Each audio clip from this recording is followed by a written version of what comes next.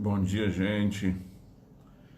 Continuando aí o conteúdo sobre Grécia, né, antiga, nessas videoaulas do tempo aí do coronavírus. Eu vou tentar, primeiro assim, eu escolhi esse conteúdo, eu pulei o Egito, acelerei o conteúdo porque a Grécia ela é muito mais fértil em material para você trabalhar em situações dramáticas, né, como é o caso agora, do que os outros povos que vieram antes dos gregos, certo? E também pela importância da Grécia. Talvez não hajam palavras humanas que comporte eu transferir o meu conhecimento e o meu respeito e a minha admiração pela Grécia para vocês, assim, não haja palavras, não tem como você botar numa palavra ou numa frase todo o respeito, a grandeza e a admiração que a gente deve ter aos gregos, ao mundo grego, ao mundo antigo, à Grécia antiga, certo? A dívida com a Grécia é muito grande. Então eu já falei em alguns aspectos, eu vou reforçar, porque é muito importante a vocês entenderem a importância da Grécia, certo? Quem não entende um pouco de mitologia grega não assiste nenhum desenho animado. Se você for assistir um desenho, por exemplo, da Liga da Justiça, aí você vê lá o Hades, né? Você vê lá algumas das divindades, né? As Amazonas, você vê a Mulher Maravilha. Aí você não vai saber de onde vieram, mas é da influência da cultura grega. Isso só alguns exemplos básicos, mas tem muito mais. A influência da Grécia é extraordinária. O mundo não seria o mesmo se a Grécia antiga não tivesse existido. Acreditem em mim, a importância da Grécia é extraordinária, certo? Aí, eu teria algumas sugestões de filmes para vocês. Alguns vocês já devem ter assistido, porque são clássicos. Outros vocês tendem a assistir, certo? Eu não sei se está tendo disponibilidade no Netflix, nesses canais aí da Smart TV, dessas TVs a cabo, dessas televisões de parabólica e tudo mais. Mas se vocês procurarem, até mesmo no YouTube, pode ser que você consiga assistir. Aí um dos mais famosos é o filme 300. O filme 300, ele já deve ter uns 10 anos, né, de filmado. Ele conta a história de 300 guerreiros da cidade de Esparta que resolveram enfrentar, né, sob o comando do rei espartano Leônidas. Eles resolveram enfrentar o exército invasor que estava ameaçando a Grécia antiga, ameaçando a cidade de Esparta. Como eu já falei antes, a Grécia ela tinha dezenas de cidades, certo?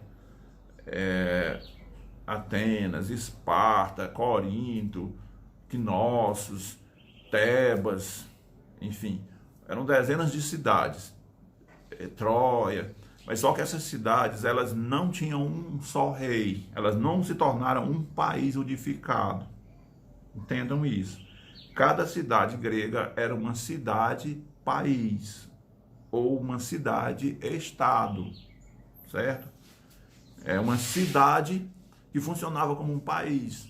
Lá tinha o seu rei, tinha o seu parlamento, era uma democracia ou era uma organização militar que dominava e tudo mais. Então, a Grécia nunca se unificou, como, por exemplo, o Egito. O Egito se unificou. Você tinha o faraó que mandava em todas as cidades do Egito. No caso do Brasil de hoje, você tem o presidente da República que governa o Brasil todo, a partir de uma cidade que é chamada de capital, que é Brasília, né? Então, isso é o Brasil. No caso da Grécia, você não tinha uma capital da Grécia. A Grécia nunca se unificou politicamente. ela vai se unificar já no final do período clássico, né? Com o rei Filipe. Depois eu vou falar sobre isso no final dessa videoaula, certo? Aí então o filme 300 mostra que quando que seriam os persas, né? O que seria hoje os iranianos e tal, que era o maior império, né, da região lá, eles eram de cultura diversa, né? Eles se organizaram e mandaram um exército de 100 mil homens para invadir toda a Grécia e dominar, escravizar todas aquelas cidades gregas. Aí, no primeiro momento, o rei Leônidas juntou 300 soldados, né, dos espartanos lá, 300 homens, 301 com Leônidas, enfrentaram 100 mil persas, né? Aí essa batalha ficou famosa, né? Certo? Narrada pela história grega. Eles usaram uma estratégia que eles colocaram entre duas montanhas, né? Eles se organizaram entre duas montanhas, certo? Deixa eu pegar aqui 2 livros. Se organizaram entre duas montanhas, tá aqui as montanhas. Aí então assim, eles eram 300, mas aí o exército de 100 mil homens não podia ir todo de uma vez contra os espartanos. Aí então quando vinham entrando entre as montanhas, no espaço espremido das montanhas, só entrava 100 por vezes, né? E assim os espartanos massacraram milhares de guerreiros persas. 300 homens mataram 10 mil homens, certo? Usando a inteligência, usando a estratégia, o treinamento militar, que os espartanos eram os melhores soldados do mundo antigo, eram os soldados de Esparta, certo? Depois eu vou já falar de novo sobre isso. Aí então assim, Esparta dá um exemplo disso. Esse filme 300 é um filme muito bom, um filme maravilhoso. Se você não assistiu, assista. Se você já assistiu, assista de novo, para você entender o contexto histórico do filme, porque até então você pode ter assistido, mas só numa euforia de assistir um filme de ação, que quer ver violência e derramamento de sangue sem um contexto cultural, sem um contexto histórico. Então assista 300, certo? Tem um outro filme muito bom, que é chamado de Troia, com Brad Pitt, aquele ator americano, né, Brad Pitt. Aí conta a história da cidade de Troia, de como a cidade de Troia, ela era essa história, ela está narrada nesse livro aqui, certo? A Odisseia de Homero, certo?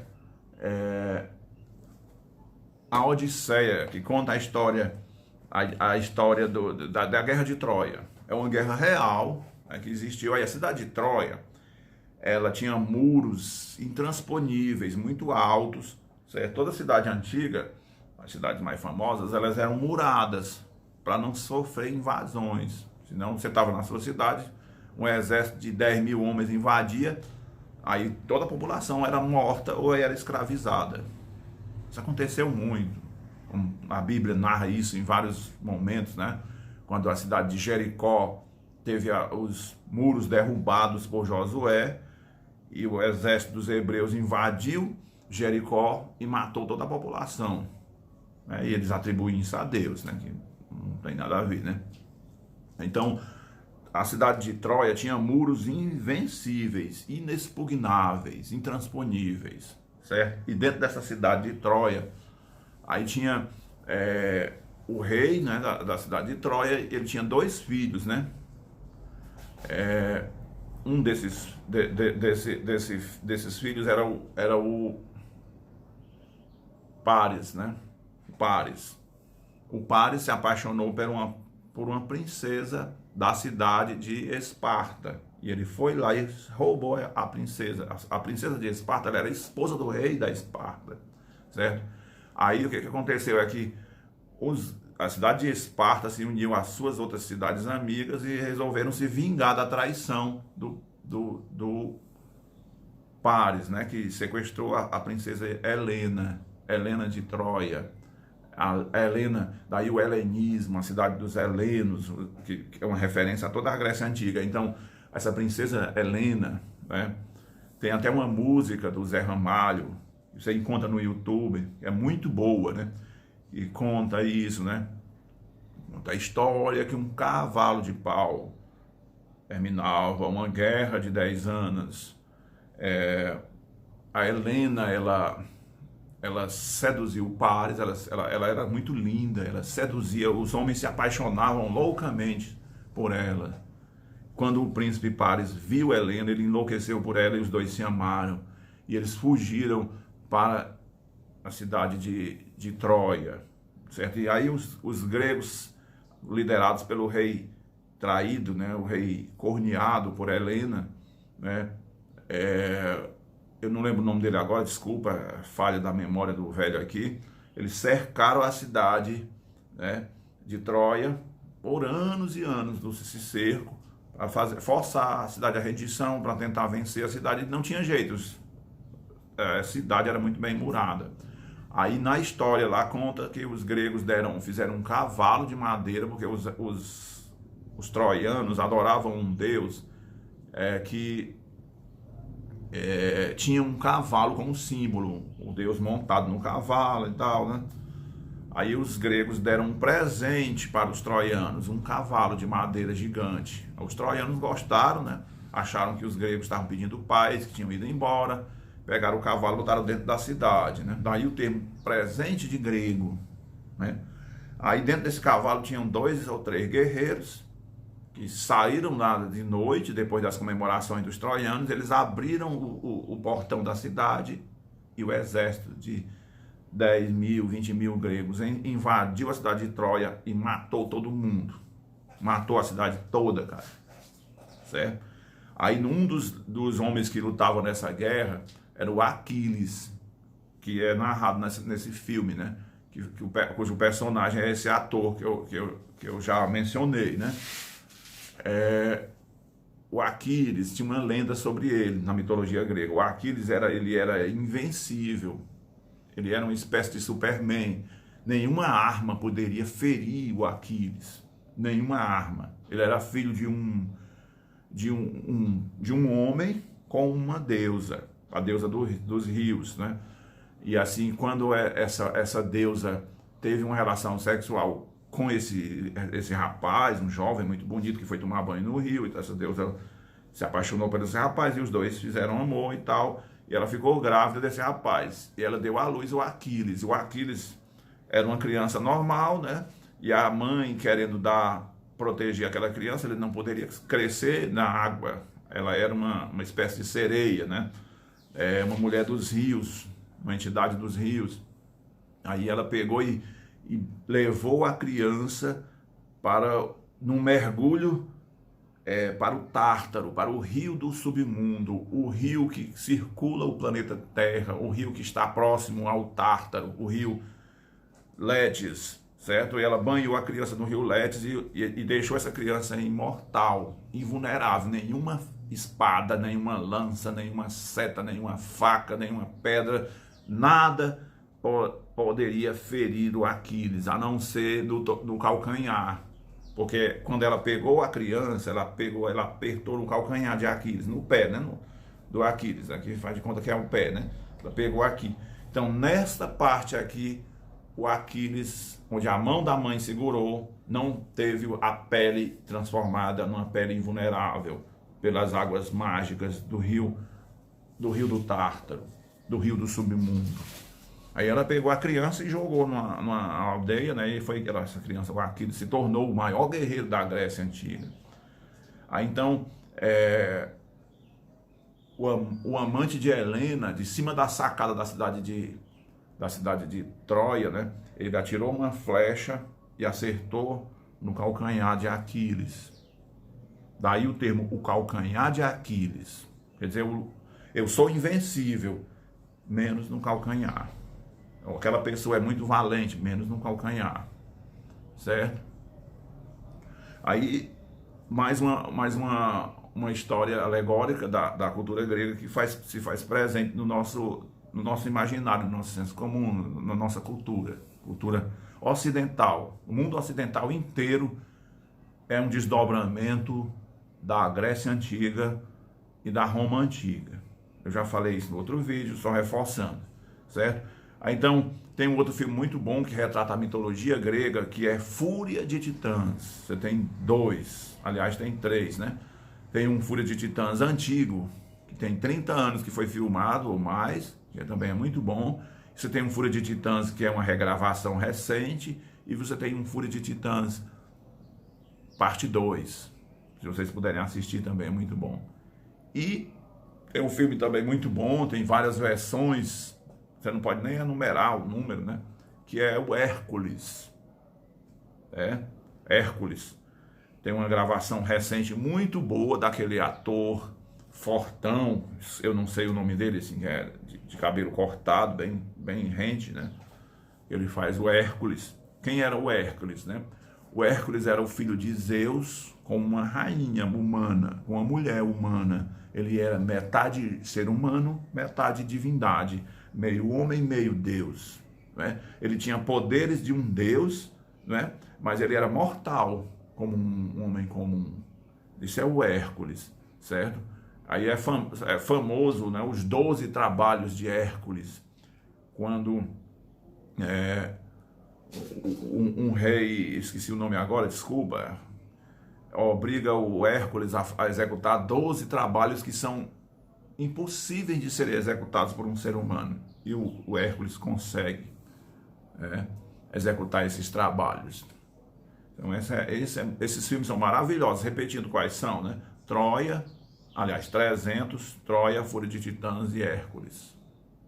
São muito bons, garotos. Assistam.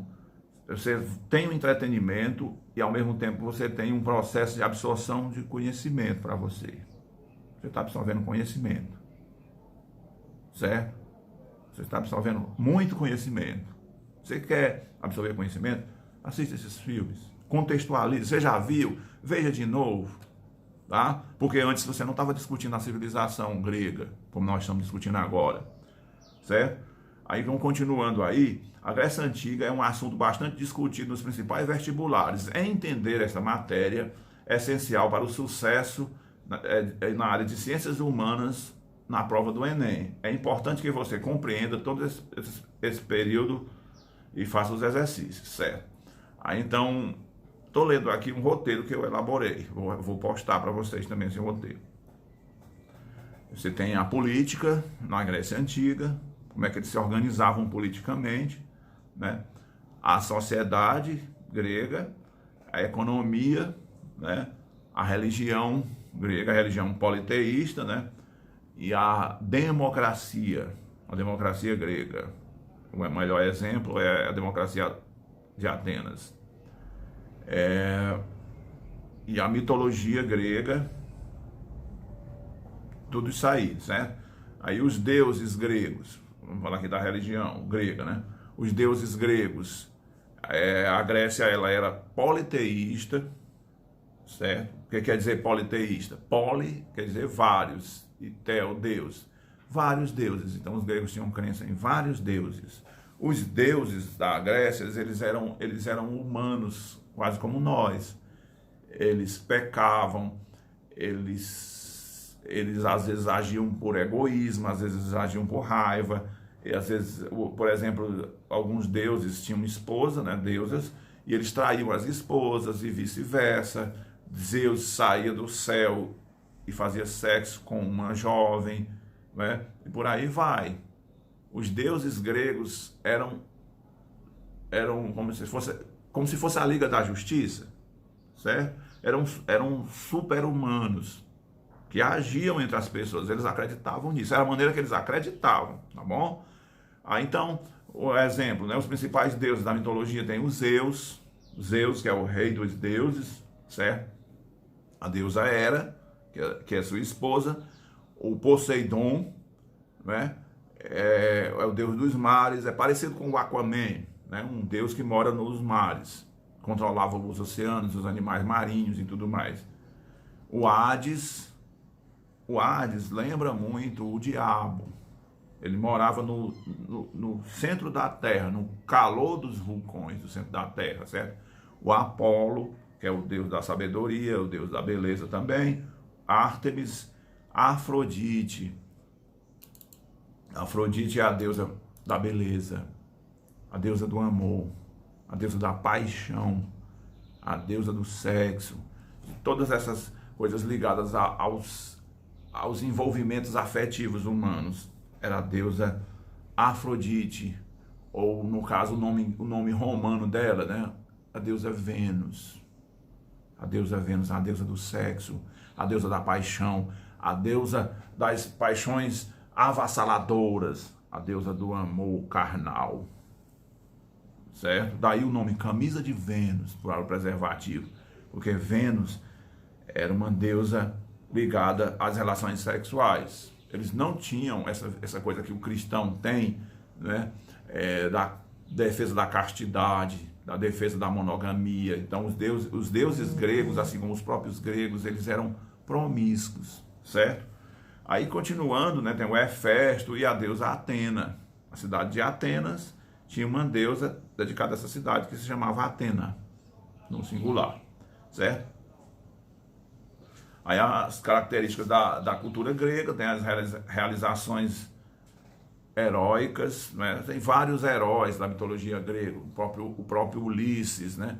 O Odisseu, né? Jasão, né? Tem muitos heróis cuja a vida é narrada em livros de mitologia, né? Aí tem alguns desses livros, né? Esses daqui são os livros dos heróis gregos. Essa coleção é muito boa. São 3 exemplares, aí eu só estou tendo 2. Eu não sei o que aconteceu com um deles, né? Aí esse daqui é sobre os heróis, certo? Destes heróis você tem o Perseu, certo? Você tem o Hércules e muitos outros, certo? E esse outro aqui são as lendas gregas. Muito bom também. Dentro dessas lendas, você vai ter Eros e Psique, o amor do deus Eros por uma jovem mulher linda chamada Psique, que fez com que um deus se apaixonasse por ela, por sua beleza, certo? Orfeu e Eurídice, Pésgaso, Teseu e o Minotauro. Quem não ouviu falar da história do Minotauro, né? Teseu e o Minotauro, certo? A história do Minotauro. Depois eu faço um vídeo só sobre isso. Édipo e a história de Édipo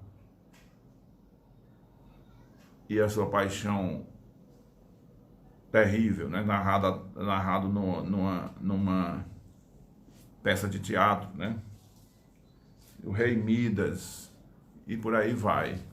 Depois a gente vai produzir um vídeo só sobre essas mitologias. Por enquanto não dá para aprofundar aqui, senão fica longo demais, certo? Aí tem temas o teatro grego, né? Eles vão tratar esses temas muito interessantes. Aí, eles produzem várias peças de teatro. O teatro que a gente pratica, né? As peças de teatro no mundo, a maneira de interpretação e tal, a arte em geral, ela foi influenciada diretamente pela arte grega, certo? Quando você assiste um filme, por exemplo, ali você vai ter um ator como o Brad Pitt, né? Leonardo DiCaprio, essas atrizes bonitas aí que a gente conhece e tudo mais. Aí você tem pode ser uma comédia, pode ser uma tragédia ou pode ser um drama. Isso aí foi estipulado no teatro grego. Tragédia, drama, comédia, certo? Tragédia, na Grécia, né? Uma das peças mais famosas, né? O Édipo, o rei, a história de Édipo.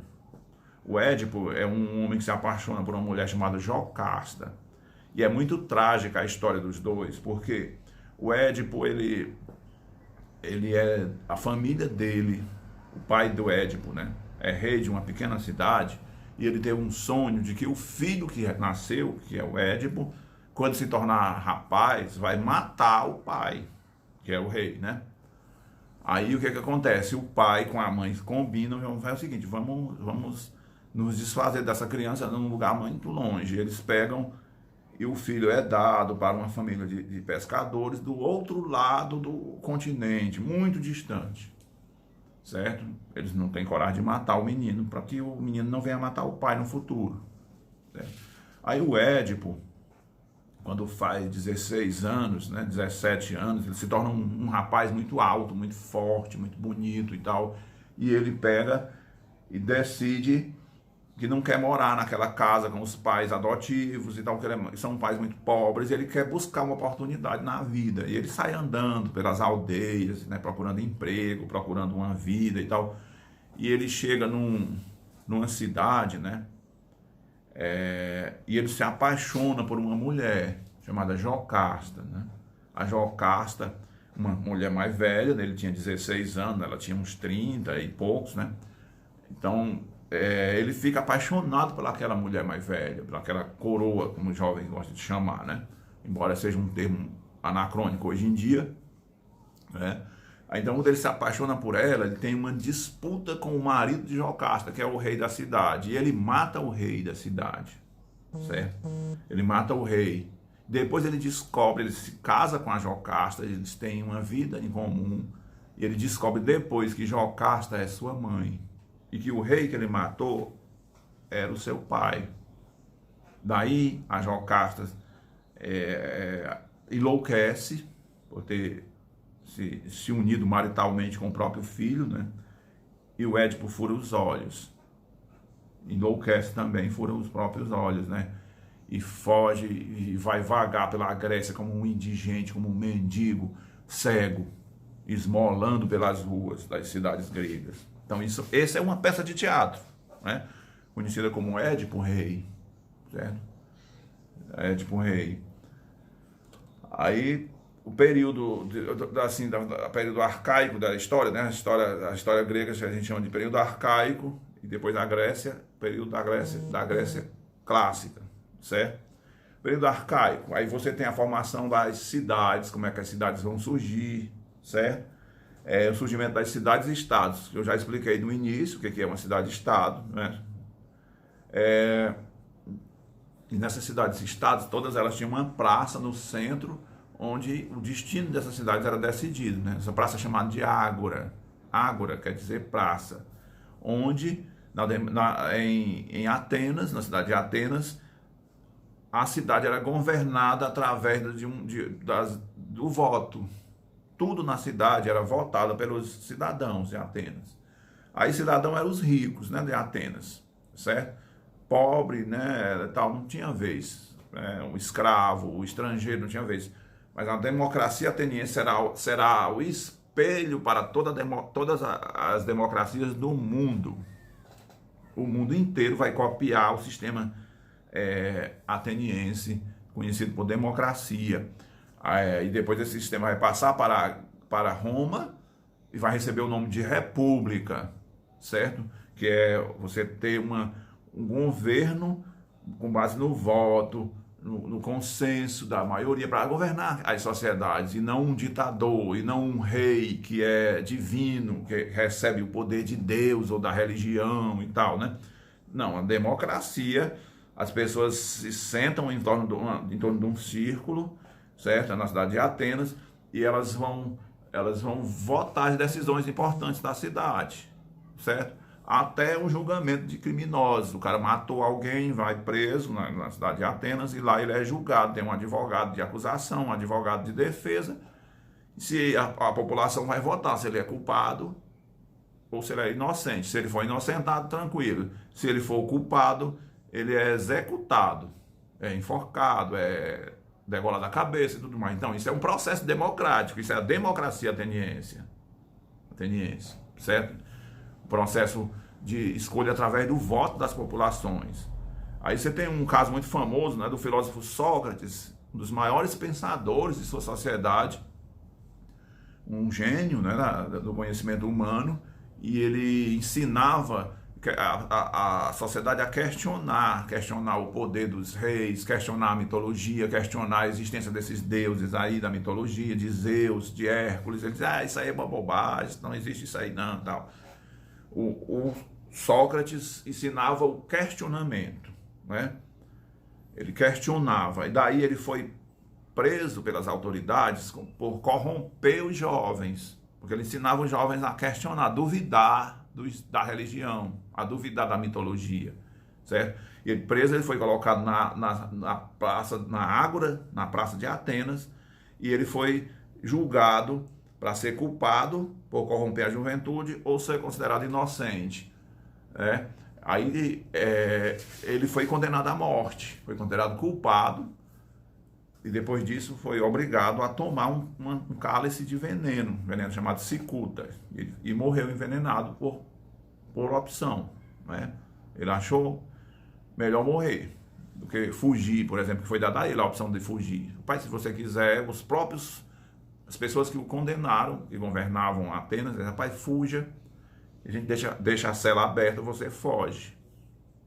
Ele disse, não, eu não vou passar para a história como um covarde, alguém que, estando do lado da verdade, preferiu fugir para salvar a vida. Eu prefiro morrer e defender o que eu acredito, que é a verdade, a lucidez, o bom senso, o caminho do correto, o caminho do bem. E morreu, né? Certo? Aí, então, em Atenas, você tinha democracia. Aí você tinha uma cidade rival de Atenas, uma rivalidade terrível entre as cidades gregas, elas viviam fazendo guerras, né? Aí a guerra do Peloponeso, né? O que é Peloponeso? É a guerra daquela região, toda aquela região chamada de Peloponeso, certo? Então essa guerra envolvia cidades gregas contra cidades gregas. Essa guerra do Peloponeso, ela era travada principalmente para a liderança de Atenas de um lado, contra a liderança de Esparta de outro, cidade de Esparta. Aí Atenas era uma democracia, já Esparta não, Esparta era uma oligarquia militar, certo? A cidade de Esparta era uma aristocracia de militares, certo? O filme 300 retrata isso aí muito bem, assista o filme que você vai entender.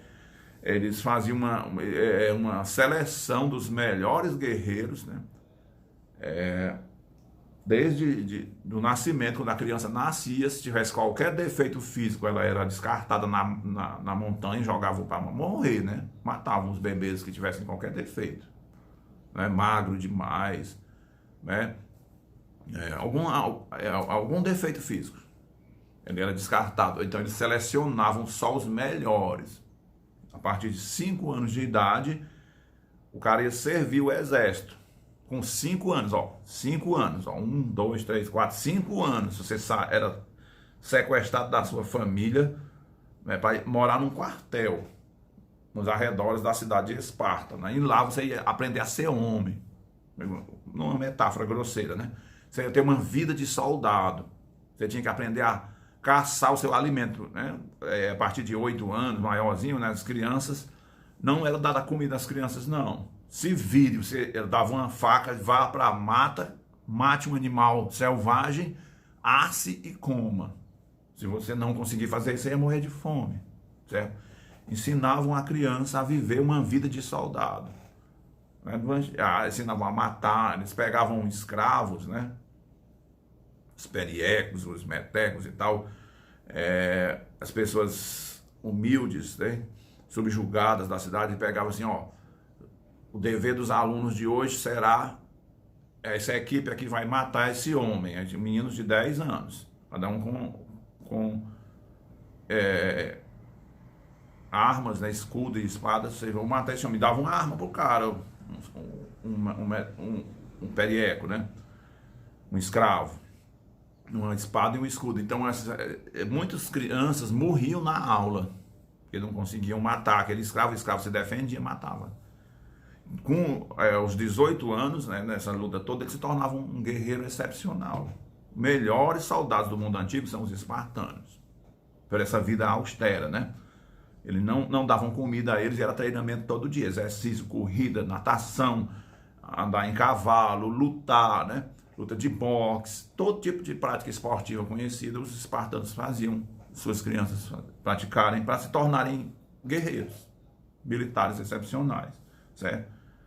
Então é famosa a educação espartana. Diz assim, a educação espartana. Se eu disser isso hoje, eu quero dizer uma educação rígida, rigorosa, exigente, certo? Aí essas lutas entre Esparta e Atenas, elas vão acabar fragilizando o mundo grego.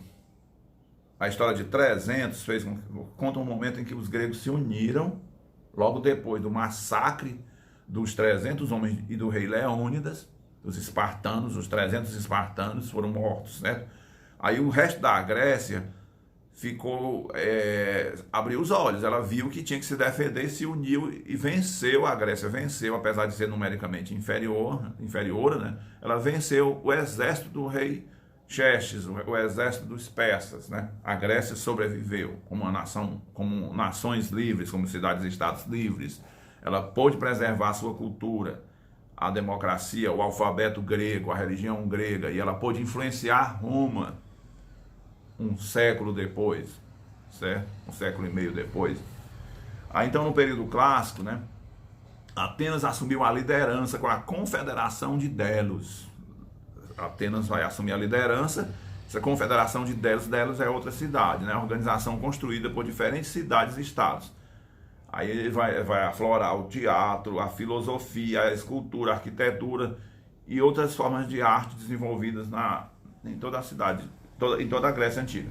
Esparta declarou guerra a Atenas após se unir com outras cidades e estados, formando a Liga do Peloponeso. Esparta não quis se submeter e declarou guerra a Atenas, né?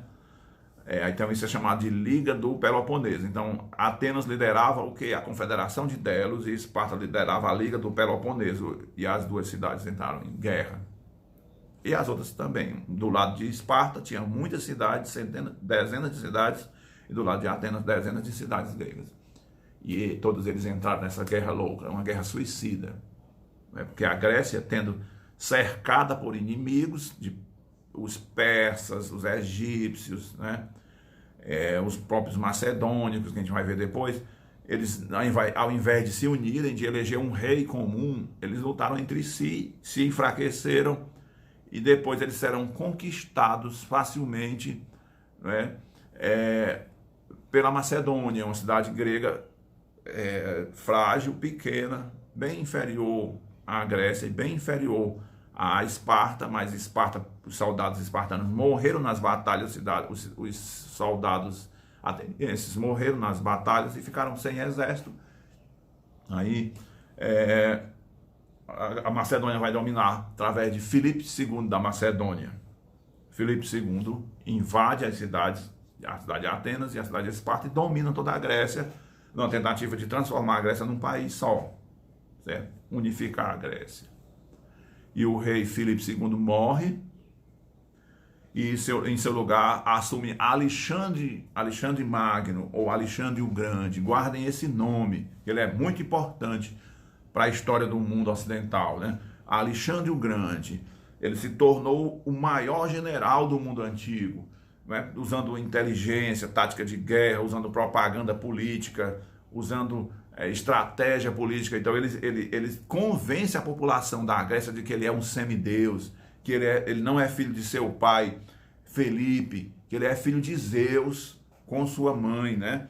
Ele é metade homem, metade Deus. E aí, assim, ao convencer o seu povo de que ele era um semideus, e ao vencer batalhas que pareciam invencíveis, né? Por exemplo, Alexandre, com um exército de 10 mil homens, venceu um exército de 100 mil homens.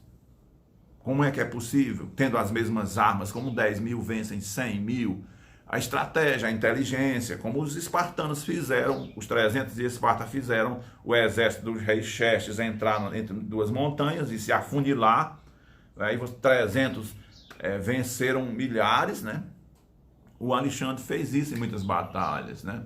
Ele treinou, ele desenvolveu a cavalaria, ele treinou estratégias de guerra, né? Ele mesmo ia para a frente de batalha e comandava os seus generais, os seus soldados e tal.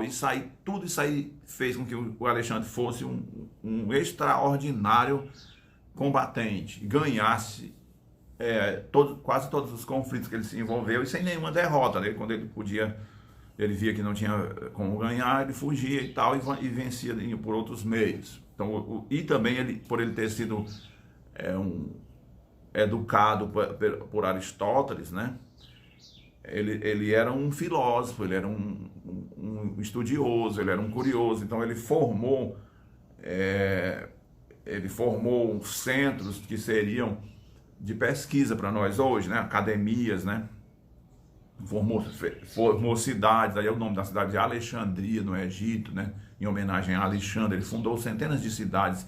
Ele não só unificou a Grécia, mas depois da Grécia ele invadiu a Pérsia, ele dominou toda a Pérsia, que era o Império Persa, que ameaçava os gregos, era mais poderoso do que os gregos, e ele casou os seus generais com filhas de comandantes persas, numa tentativa de unir os gregos aos persas e acabar com a rivalidade, tornar um império só.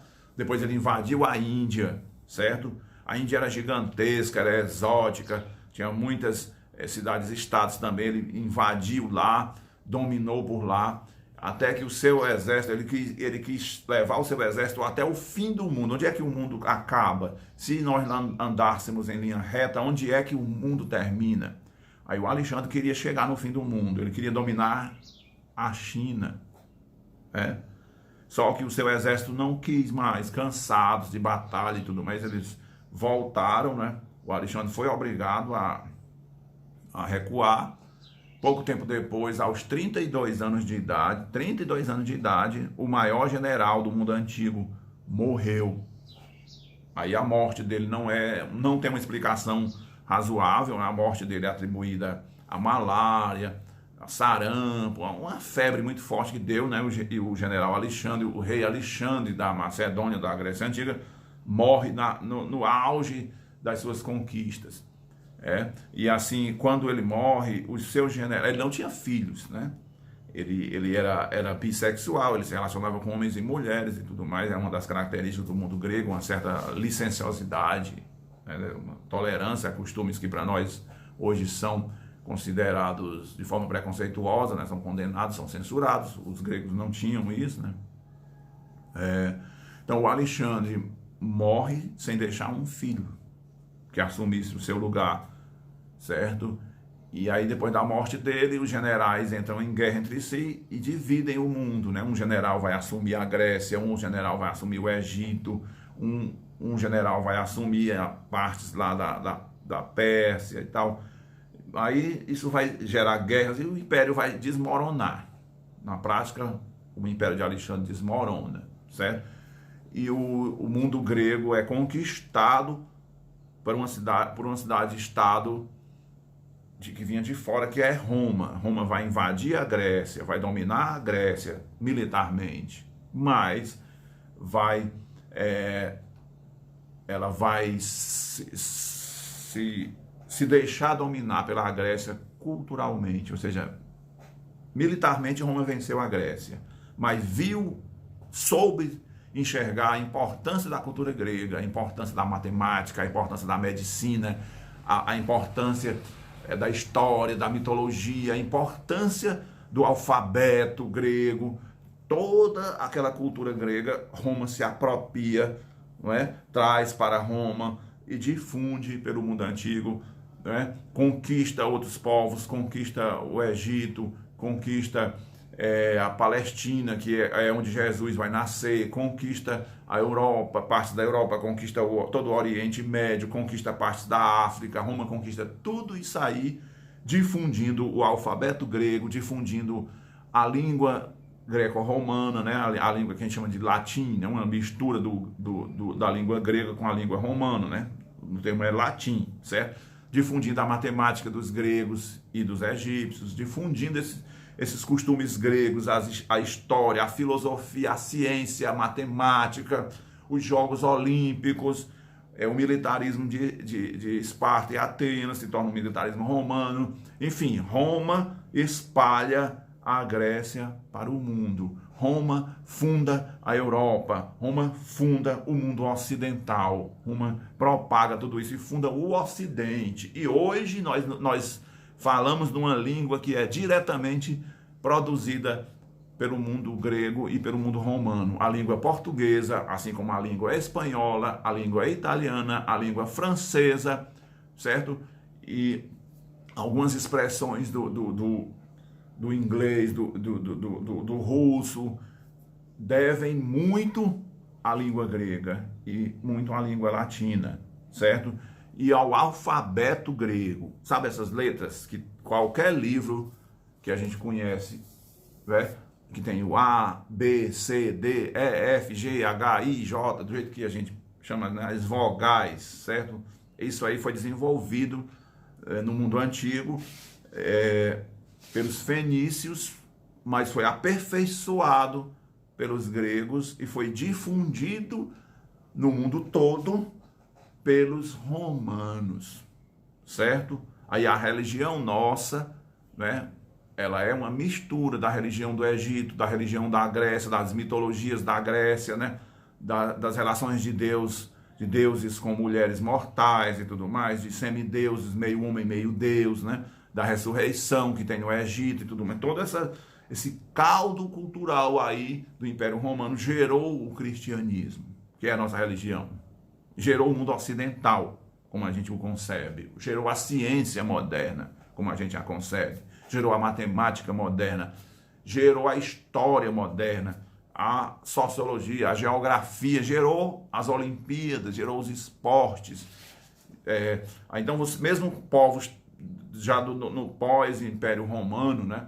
O que vai acontecer? Os povos que depois vão ser a Inglaterra, vão pegar o alfabeto grego e vão vestir o idioma deles, que é o inglês, né? No alfabeto latino, certo? Veste-se uma língua que não tenha um alfabeto no alfabeto latino. Surge o inglês. Outras tribos, outros povos, vestem o seu falar tribal, primitivo, precário, né, no alfabeto latino e fundam o francês. Outra tribo lá pega o seu falar tribal, primitivo, precário e veste esse falar tribal no alfabeto latino e funda o espanhol. Outra tribo e outros povos pegam o seu falar tribal e vestem no alfabeto latino e fundam o português. Vejam a dimensão, o gigantismo, a pluralidade, a abrangência da cultura grega e romana. O débito que a gente tem, que a humanidade inteira tem, que o Ocidente inteiro tem com a pequena Grécia do mundo antigo. Foi um prazer, eu vou ficando por aqui.